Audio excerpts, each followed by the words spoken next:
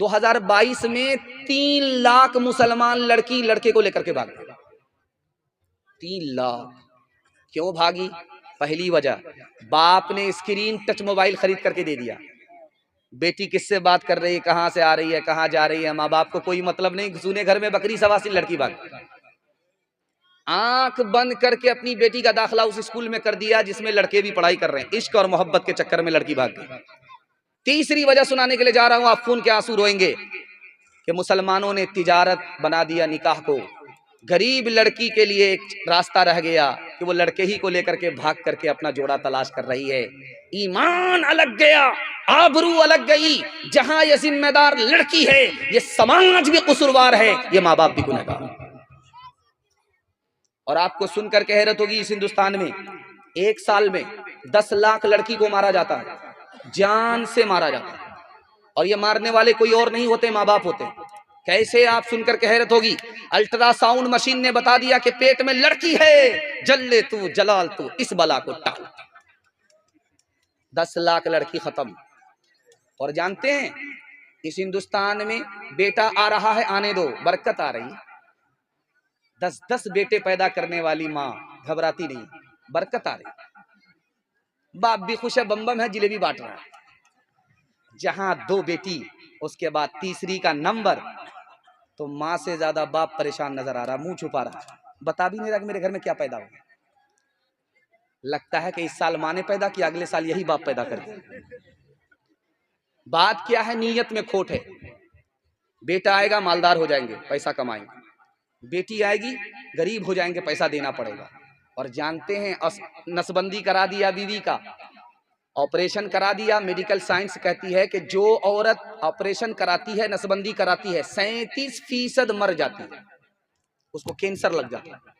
अल्लाह की खेती के साथ छेड़छाड़ करोगे, खुदा छोड़ेगा नहीं। और जो बाकी रहती है जिंदा, 67% औरत दवा पर जिंदा रहती है। हमने क्यों बेटी को मारने के लिए बीवी का ऑपरेशन करा दिया। और आखिरी मिसाल है, पैगाम को खत्म करने के लिए जा रहा हूं। आदमी कंजर क्यों होता है, मक्खी चूस कंजूस क्यों होता है, ये राज आपको बता रहा हूं। हराम क्यों कमाता है और जहन्नम में क्यों जाता है, यार राज आपको बता रहा हूं। सुनने के लिए तैयार है तो हाथ उठा दीजिए इंशाल्लाह। कभी मुतालबा करके शादी नहीं करेंगे, हाथ उठाइए इंशाल्लाह। मिलेगा तो छोड़ेंगे भी नहीं, हाथ उठाइए इंशाल्लाह। ध्यान से सुनिए, स्टेज वाले भी खता कर रहे हैं। खैर माशाल्लाह, चैनल तो पूरा शूट कर रहा है। ध्यान से सुनिएगा। शायर साहब खड़े हुए शेर पढ़ रहे थे, तो हर आदमी आता था, 10 का नोट देता था। 10 से ज्यादा कोई नहीं देता। अब ये मारे गुस्से के जल भुन करके कबाब हो गए। ये किस कदर कंजड़ बस्ती है रामपुर, कि जो भी आता है 10 ही रुपए दे रहा है, 10 रुपए से ज्यादा नहीं दे रहा। एक बूढ़ा खड़ा हो गया, 100 रुपया लेकर के। शायर बड़ा खुश हुआ, वाह हाजी साहब क्या कमाल कर दिया आपने, पूरी गांव की आबरू रख लिया। अब ये शेर पढ़ने लगा, हाजी साहब खड़े। तो ये शायर कहता है कि हाजी साहब पैसा तो रख दिया, आप फिर क्यों खड़े, बैठ जाइए। 90 रुपया वापिस करो, इसके लिए खड़े। मैं जैसे बैठा हुआ हूं आपके सामने, इसी तरह एक आदमी राजा था, फूटी कौड़ी किसी को नहीं देता था, लेकिन दूसरे के मुंह से अपनी तारीफ सुनता था। कहते कहते अपनी जबान से निकल गया कि मेरी हथेली में बाल नहीं है, जो इसका जवाब देगा उसको इनाम मिलेगा। एक आदमी बीच से खड़ा हुआ मक्खन मारने के लिए, हुजूर आपकी हथेली में इसलिए बाल नहीं है कि आपका देते देते घिस गया। अल्लाह अल्लाह अल्लाह, फूटी कौड़ी किसी को नहीं देता। समझ में आ गया कि ये चम्मच ही नहीं है, बहुत बड़ा चमचा है। वो बोला कि ठीक है, मेरी हथेली में बाल नहीं है, देते देते घिस गया। तुम्हारी हथेली में? कहा हुजूर इसका भी जवाब मेरे पास है। आपका देते देते घिस गया, मेरा लेते लेते घिस गया। अल्लाह अल्लाह, कि ये देखिए कितने अंधेरे में हमको रखे हुआ है। अच्छा, ये रामपुर वाले जो इतनी बड़ी तादाद में हैं, इनकी हथेली में भी तो बाल नहीं है। कहा हुजूर इसका भी जवाब मेरे पास है। आपका देते देते घिस गया, मेरा लेते लेते घिस गया। इन लोगों को कुछ मिलता ही नहीं, अफसोस के मारे इन लोगों का हाथ मलते मलते घिस गया।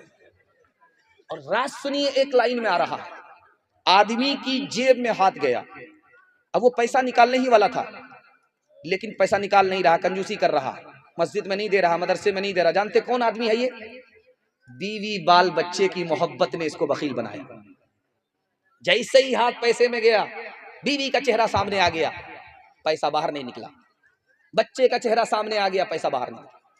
आदमी बखील और कंजर कंजूस है, बीवी बाल बच्चे की मोहब्बत है। और जानते में हराम क्यों कमा रहा है? ये आपको सुनिए, अल्लाह आपके इल्म में इजाफा फरमाए, मेरे मुताला को ताज़ा फरमाए। हराम क्यों कमाता है? बीवी ताना मार रही है, लोग कहाँ से कहाँ पहुंच गए, आप वहीं के वहीं हैं। बीवी ने इधर ताना मारा और इधर इधर शौहर ने कमाना शुरू किया, आंख बंद करके लूट करके ला रहा, कूट करके खा रहा। और अब मैं आपको राज बता रहा हूं, इस आदमी का अंजाम क्या होगा। हदीस में है ये जहन्नम में जाएगा। नेकी तो करके आया था, बीवी ने बर्बाद कर दिया। नेकी तो करके आया था, लेकिन बाल बच्चे ने बर्बाद कर दिया। दूसरे की दुनिया बनाई, अपनी आखिरत बर्बाद की। और इतना बड़ा बेवकूफ कि दूसरे की दुनिया बना करके खुद जहन्नम में जा रहा है। आप देखेंगे इसका तजर्बा। ठीक शादी के मौके से, शादी के वक्त में बेटा खामोश रहता, कुछ नहीं बोलता है, जो बोलेंगे अब्बा बोलेंगे। बाप को वकील बना रहा, और बाप वकालत करता, क्या कहता, हम तो हाजी साहब है, नमाजी साहब, हमको क्या अल्लाह ने कमी दे रखी है, सब कुछ दे रखा है, लेकिन अगर आप 4 चक्का दे दीजिएगा तो क्या फर्क पड़ेगा, आप ही की बेटी आएगी और जाएगी। हमको सामान नहीं चाहिए, राजा पलंग दे दीजिए, उस पर आराम आप ही की बेटी करेगी, आप ही का दामाद करेगा। हमको भैंस वैंस नहीं चाहिए, अल्लाह ने क्या कमी दे रखी है, बच्चे वाली भैंस दे दीजिएगा, उसका दूध आप ही की बेटी पिएगी। कितना बड़ा भूमियार है, कितना बड़ा सियाना, काम भी निकालना है, बदनाम भी नहीं होना चाह रहा। एक भूमियार दुनिया को ठक करके जा रहा था, तो कहा कि जब मैं मर जाऊंगा तो लोग कर्जा लेने के लिए तुम्हारे पास आएंगे। जब लोग कर्जा लेने के लिए तुम्हारे पास आएंगे, तुम रोगे तो तुमसे पूछेंगे तुम मरने वाले का बेटा हो, तो कहना मैं बेटा नहीं हूं, मेरा यार जा रहा है इसलिए रो रहा हूं। तब तो बच जाओगे।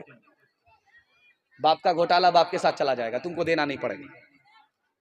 दूसरे बेटा से कहा कि तुम ये मत बताना कर्जा वाले से कि मैं बेटा हूं, ये कहना मेरा दिलदार जा रहा है। एक मुसलमान खड़ा था, वो हाथ उठा करके कहता मेरे खुदा भुवियार जा रहा है, कहीं तुमको भी ना धोखे में रखे। इंसाफ से बताइए, दिल पर हाथ रख करके मैं आपसे सवाल करता हूं, ये जो पलंग मिला किसको मिला? बेटी दामाद को। ये जो भैंस मिली किसको? बेटी दामाद को। ये जो गाड़ी मिली बेटी दामाद को। इस बानर बाप को क्या मिला? नाना की हुंडी।